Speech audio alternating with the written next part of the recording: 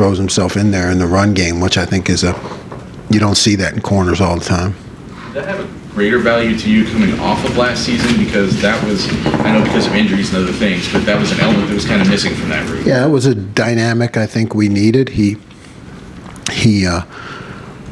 raised the level of all the guys around him.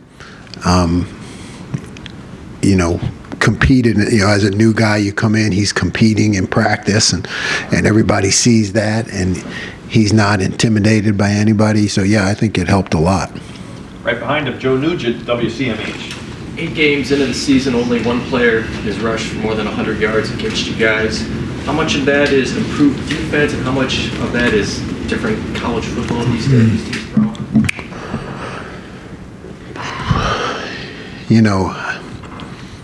Our game is such a week-to-week thing, and you're just trying to get better all the time. And, I feel like it's improvement. I feel like it's confidence. Guys understanding the system and their role in it.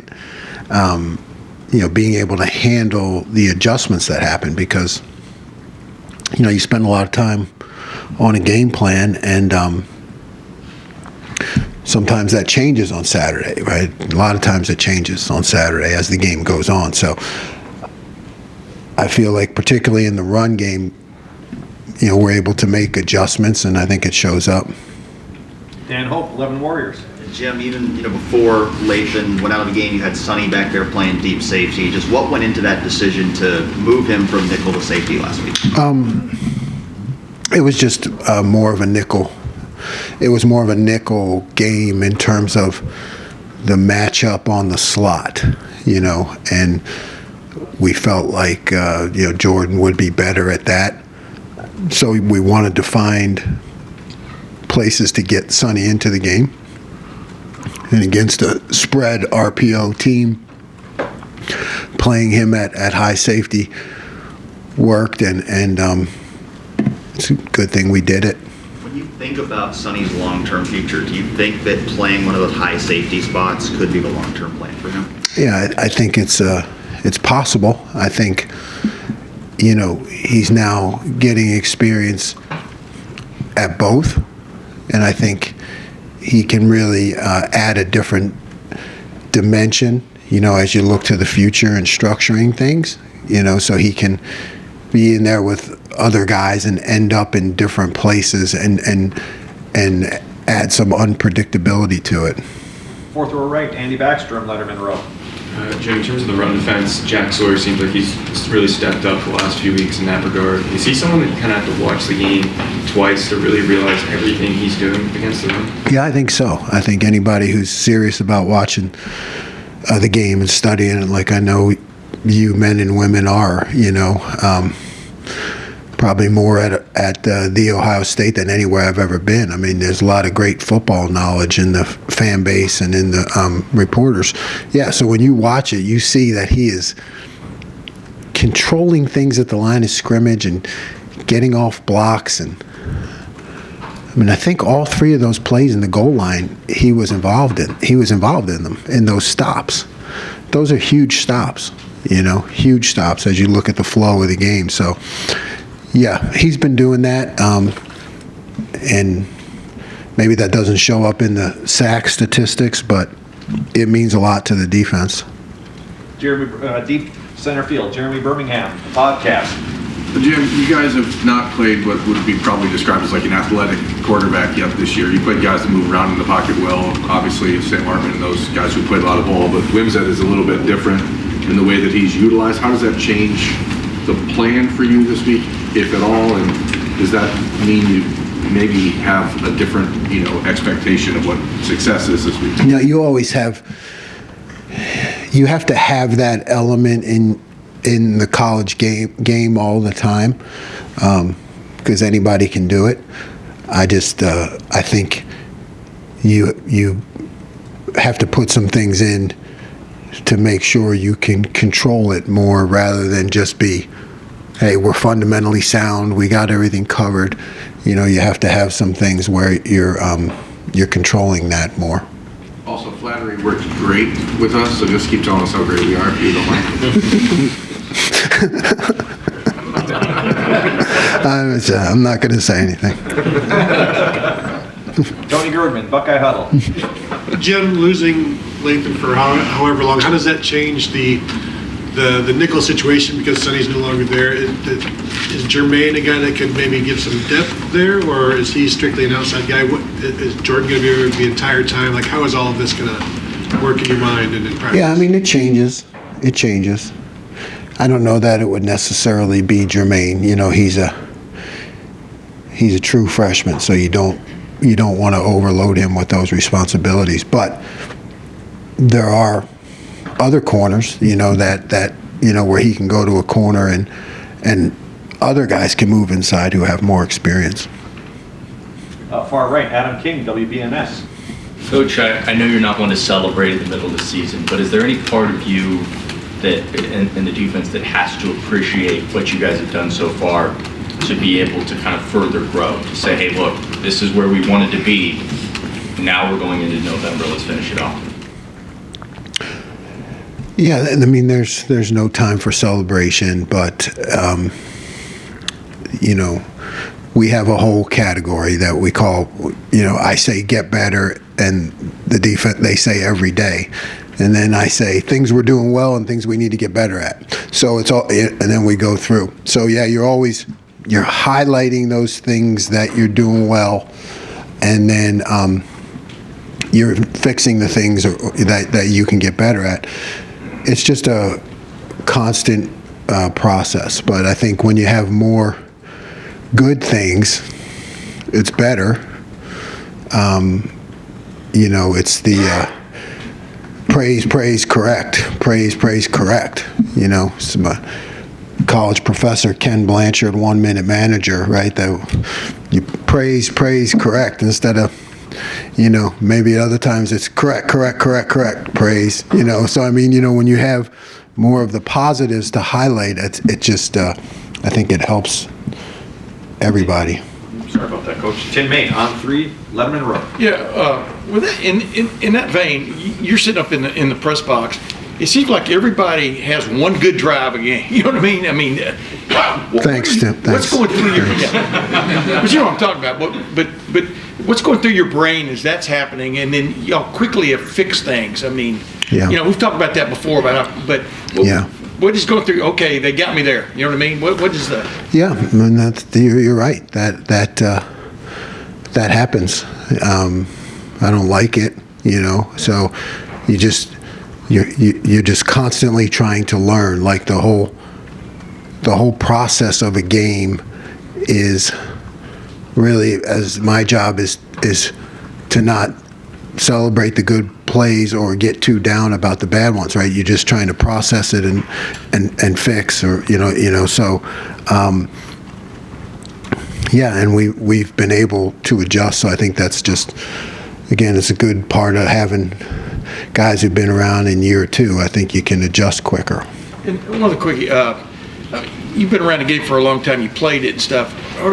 I played Division 68 though. Yeah, it was. Yeah, doesn't matter. You played. Yeah. Bottom line is, do you ever sit there and marvel at fellas who have the audacity or the determination to just give it up and play this game at the level it has to be played at from a physical standpoint, of, you know, like JT Tuimoloau getting back in there after taking that little shot or whatever it was, you know, I don't know. I guess what goes into a defensive player's mindset that makes him play full speed, knowing the consequences? Yeah, there's a toughness, obviously, that goes along with our sport, and then when you play defense, I think there's just an extra. You know, we always talk about, you know, our honor, defending our team, defending our fan base, really it's like defending all that work, because they put in so much work. I mean, what people don't even know, they put in so much work.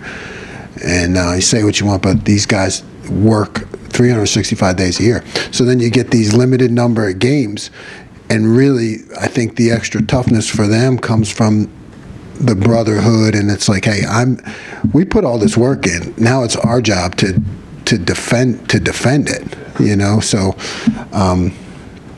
it's a tough man's game, no doubt. And I think on defense, you're, like I always say, joke with offensive coaches, you can't punt on defense. You know, you can't say, hey, we don't want to play anymore. Can we get off the field? You know, you can't do that.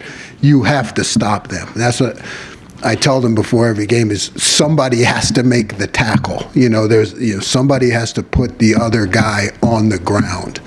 And I think there's just a toughness that comes with that. And Tommy's playing on the shovel pass. Was that just from what you watched on video? You saw it live. What you watched on video? What does that just say about him? That was an amazing play. I mean, if you brilliant men and women of the media broke that play down, we actually did not hit the blitz right. If you watched it, we had two guys up the field. I think we had Caden and Jordan. Well, they were supposed to X. Jordan didn't X. So now Tommy should have had help on that, and he was left one-on-one with that, with just a goal line tackle, and really, really an amazing play. Really. I mean, I think that just epitomizes hopefully where we're at right now, toughness. And then, like I said about Jack Sawyer, I mean, you're talking about, you know, the space from here to the wall. And, like, Jack Sawyer came, like, all the way around from the other side and wedged his body in there to push it back. So, I don't know. That's not sexy, but that's our game. I mean, that's what wins football games. Joey Kaufman, Columbus Dispatch. Jim, was there a moment where you thought Cody was going to be able to have more of the snap share this year than he had last year? I know he didn't play last week, but generally last couple weeks he's played more. Was there a time where you felt like he was going to? Yeah, I still think that. Sometimes you get like. Sometimes, like, every time we put him in there, it was a 3 and out, you know, and then all of a sudden you look at the end of the game and he doesn't have as many snaps as you want, you know, and it just kind of works out that way when you start to put him in series. But I still believe that he's going to get more snaps, and he deserves it, and he's done a really good job. When he's in there, what's the best thing he provides for you guys? He is, you know, he's really like a Mike linebacker at will, and he really kind of sees the field the same way Tommy does. And, you know, he thinks a lot like I do. Like, he and Tommy, they understand how I think and why I'm calling things, you know, so he's like really an extra quarterback out there for us. Right next door, Bill Rabinowitz, Columbus Dispatch. How well has Lathan been playing? Lathan's been much improved. His eyes, you know, any issues he's had in the past, we, you know, call it eye discipline, just like seeing too much, and he's really started to, like, you know, I call it see a little to see a lot. Like, you know, a lot of times at that safety position, you have to see just this, because that right there will tell you everything else that's going on. So yeah, he had really been improved. Basically. Yeah. Wisconsin's quarterback Locke got you on a quarterback draw. That was their biggest run play of the game. Thanks, Bill. Thanks, Bill. You're welcome. I'm sure it surprised you because he's not really a runner. Wimsatt is. So how much of a challenge is he going to be? Yeah, definitely a challenge, and they're a team that likes to really control the ball, you know. So you got to be very, very aware of that. You're right. That one was, you know, when we review explosive plays, we have a category called defend explosives, right? I say defend explosives. They say 5 or less undefeated. You know, so 5 or less explosive plays, we're going to win every game. But then I have to put them up there, and I have to talk about why they happened. So when that one came up, I had to say, okay, that's on me. You know, they say that was my call was not good for that play. You know, but with the guy we're facing this week, you have to be very aware of it. Dudley Maurice, Kings of Columbus. Cameron Martinez was in for a handful of snaps last game. I guess the dime look with poor coverage. How do you, I mean, we know sub packages are part of the deal, but just what's the process of when you decide to go to a look like that, when you decide to maybe stick with? Yeah, it's all matchups. It's all matchups. Trying to get the right matchups. Cam's been a guy who hasn't been healthy. We're just trying to work him back in. We think he can help us in those situations when the offense puts a lot of speed on the field. And we talked about this a lot early in the season, but just the conversations you have with your defense now, maybe compared to a year ago, and in the spring and in the offseason, you were talking about like just that next level, that second year. Can you just describe a little bit like how they are maybe different right now compared to year one? Yeah, I don't know that the conversations are different. The expectations are different. I think that's where it all goes. It's all about the expectations. When you're just trying to learn things and maybe trying to fake it until you make it, there's like a different feeling than whether you're going to stop them, that you expect to stop them, and here's why. So I just think the expectations are a lot different. And we'll wrap it up with Bill Landis, the podcast. Jim, the second down run stop that Hero made in the fourth quarter, I was surprised to kind of see him out there. I don't know if you were, but have you seen that coming for him? Like, that was a 7-point game. They're kind of near midfield, and a redshirt freshman who's hardly ever played makes a pretty big play there. That was a really good play. I'm glad you saw that. And yeah, we had been seeing that with Hero. Hero's been a guy that's been showing up in inside drill, and he's been, we've been working him in a lot in practice. And yeah, I was really pleased with that play. That was a good play. I mean, he beat the block and made the tackle. I mean, that's a big deal. And our defensive tackles have been doing that a lot more this year. Not just using up blocks, but actually beating the block and making the tackle. That's a big deal. And Hero is doing a nice job. Great. Coach, thank you very much. Thanks, Joe.